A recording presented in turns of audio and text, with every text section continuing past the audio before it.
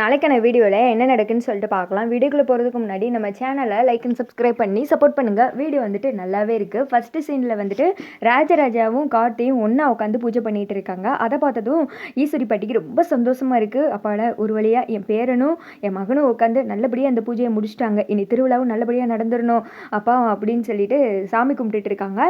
இங்கிட்டு வந்துட்டு அக்னி குண்டத்தில் 2 பேர் சேர்ந்து ஒன்றா வந்துட்டு பூ போடுங்க அப்படின்னு சொல்லிட்டு ஐயர் சொல்ல இவங்க எல்லாருமே ஒன்றா பண்ணுறாங்க. அதை பார்த்து சாமுடி சரியும் வந்துட்டு சந்தோஷப்படுறாங்க. சாமுடி சரி மனசுல என்ன நினைக்கிறாங்க, பாத்தியா கிளவி, கடைசியில் என் மருமகனும் என் புருஷனும் உட்காந்து தான் பூஜையை பண்ணுறாங்க, உன் பேரை வந்துட்டு இதை பண்ணலை அப்படின்னு சொல்லிட்டு இவங்க நினச்சிட்டு இருக்காங்க. ஆக மொத்தத்தில் 2 பேரும் அவங்கவுங்க ஆசை வந்துட்டு நடந்துருச்சுன்னு நினச்சிட்டு இருக்க. அடுத்த சைடு வந்துட்டு பூஜையெல்லாம் நல்லபடியாக முடிஞ்சிருது. எல்லாரும் பார்த்து ஊர் மக்கள்லாம் இப்போ தான் நிம்மதியாக இருக்குது, இனி திருவிழாவும் சந்தோஷமாக வந்துட்டு நம்ம கொண்டாடலாம் அப்படின்னு சொல்லிட்டு பேசிகிட்டு இருக்காங்க. அடுத்து வந்துட்டு சாமுடி சரி சொல்கிறாங்க, அதான் பூஜை நல்லபடியாக முடிஞ்சிருச்சுல, இன்னும் என்ன இங்கே இருக்கீங்க, வாங்க போகலாம் அப்படின்னு சொல்லிட்டு விறுவிறுன்னு அங்கேருந்து கிளம்ப. இங்கிட்டு வந்துட்டு பேராண்டி, நல்ல வேலை பேராண்டி, என்னடா பண்ணுறதுன்னு முழிச்சுட்டு இருந்தேன், ஆனால் அந்த சாமுடி சரிக்கு சந்தேகம் வராத மாதிரி எல்லாமே நடந்து முடிஞ்சிருச்சு அப்படின்னு சொல்ல, இந்த வரதா தான் தேவையில்லாமல் வந்துட்டு மூக்க நுழைச்சிக்கிட்டே இருக்கான், அவனை விடக்கூடாது அப்படின்னு சொல்லிட்டு ராஜராஜா சொல்ல, சரி விடுப்பா, இப்போதைக்கு திருவிழா நடக்குது, நம்ம வந்துட்டு பிரச்சனை பண்ண வேணாம், எதுனாலும் அதுக்கடுத்து பார்த்துக்கலாம், உங்கள் அப்பா வரட்டும், அவரை வச்சு பேசிக்கிடுவோம் அப்படின்னு சொல்ல, இல்லைம்மா என்னை வந்துட்டு போலீஸ் ஸ்டேஷன் கூட்டு போனது கூட வாண்டடாக பண்ண மாதிரி தான் இருந்துச்சு, என்னை வம்படியாக சிக்க வச்சு இந்த இடத்துல இருக்கக்கூடாதுன்னே பிளான் பண்ணியிருக்காங்க அப்படின்னு சொல்ல கார்த்தி சொல்கிறாங்க, மாமா எனக்கு என்னமோ பாட்டி சொல்கிறதான் சரின்னு படுது, நம்ம ஏதாவது ஒன்று பிரச்சனை பண்ணோன்னா அது தேவையில்லாத நமக்கு தான் பின்விளைவாயிடும், அதனால் பொறுத்து இருந்து பார்ப்போம் என்ன நடக்குன்னு அப்படின்னு சொல்ல, சரிங்க மாப்பிள்ள நீங்களே சொல்லிட்டீங்க, அதுக்கடுத்து என்ன, சரி வாங்க வீட்டுக்கு போகலாம் அப்படின்னு சொல்லிட்டு இவங்க எல்லாருமே வந்துட்டு வீட்டுக்கு கிளம்புறாங்க. அடுத்து வந்துட்டு ரேவதி ரூமில் தனியாக இருக்காங்க. அப்போ வந்துட்டு கார்த்தி வந்துட்டு போகிறாங்க.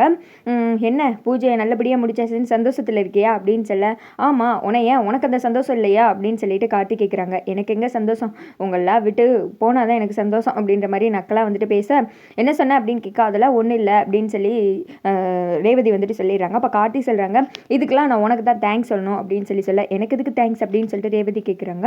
ஆமாம் இந்த இடத்துல இப்போ இந்த பூஜை நல்லபடியாக நடந்து முடிஞ்சிருச்சுன்னா அதுக்கு காரணமே நீ தானே நான் தன்னை வந்துட்டு சுட்டுக்கிருவேன் அப்படின்னு சொல்லிட்டு உங்கள் அம்மா வந்துட்டு பிளாக்மெயில் பண்ண, அதனால தானே இப்போ வந்துட்டு பூஜை நல்லபடியாக நடந்திருக்கு, உங்கள் அம்மா மட்டும் சம்மதம் சொல்லாட்டி இந்த இடத்துக்கு வந்திருக்க முடியாது அப்படின்னு சொல்ல, ஓஹோ உண்மையாலுமே மனசார்தான் எனக்கு தேங்க்ஸ் சொல்லிக்கிட்டு இருக்கேன் அப்படின்னு சொல்ல, ஆமாம் இதில் என்ன இருக்குது அப்படின்னு சொல்லிட்டு கார்த்தி சொல்கிறாங்க, இது ஒன்றும் நான் வந்துட்டு உனக்காண்டியெல்லாம் பண்ணவே இல்லை, என் அப்பா கஷ்டப்படக்கூடாது, பாவம் 25 வருஷம் அவர் குடும்பத்தை பிரிஞ்சு ரொம்ப கஷ்டப்பட்டுட்டாரு, இனியும் வந்துட்டு அவர் சந்தோஷமாக இருக்கணும் அப்படின்றதுக்காண்டி மட்டும்தான் நான் வந்துட்டு இதெல்லாம் பண்ணேன் அப்படின்னு சொல்ல, உங்கள் அப்பா கஷ்டப்படக்கூடாதுன்னு நினச்சேல அதுவே போதும் அப்படின்னு சொல்கிறாங்க. எனக்கு நீ உண்மையே மனசார தேங்க்ஸ் சொல்லணும்னு வச்சுக்கோ, எனக்கு வந்துட்டு ஒரு ஹெல்ப் பண்ணு அப்படின்னு சொல்கிறாங்க.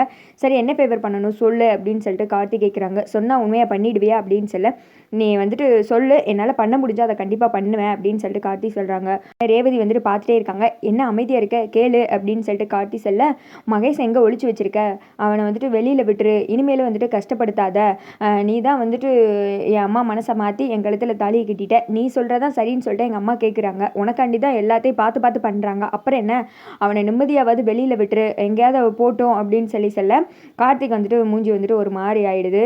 நீயும் வந்துட்டு இப்படியே சொல்கிறேன், நான் கண்டிப்பாக மகேஷ் எதுவுமே பண்ணவே இல்லை, மகேஷ் எங்கே இருக்கான்னு எனக்கு தெரியாது, நீ வந்துட்டு மறுபடியும் என் மேலே இப்படியே பழி சொல்லாத அப்படின்னு சொல்லிட்டு கார்த்தி சொல்கிறாங்க.